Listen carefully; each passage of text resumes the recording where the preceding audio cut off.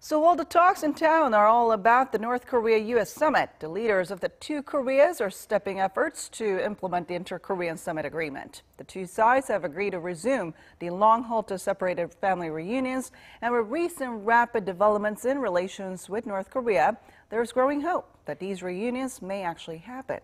But those families are growing old, and chances are becoming slimmer that all of them will get to embrace their parents, siblings, or relatives.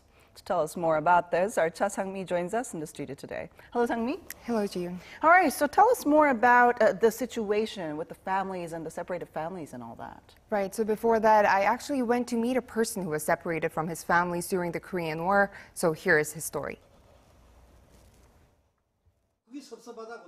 Kim Kyung-jae is 87 years old. 그게 바로 여기고 여기 우리 고향 여기 신차이라고 하는데 여기.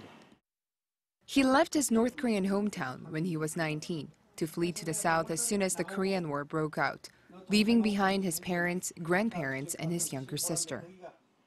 Nearly 7 decades later, Kim says the latest rare diplomatic breakthrough between Seoul and Pyongyang does not excite him too much. My parents told me and my brothers to come back in 3 or 4 months. They would stay with my grandparents who refused to leave the north. Back then, it was impossible to even think of leaving behind your elderly parents. Just across the river is North Korea, so close but distant at the same time. Separated families who had left their kin behind say that they had promised their families that they would get together after a few weeks, when the war is over, never knowing that it would end in a truce, leaving the Korean peninsula and those families divided. Over the last 68 years, the two Koreas have put together 20 reunions for these war-separated families so far. But getting to attend one is extremely unlikely, with only 100 picked from each side.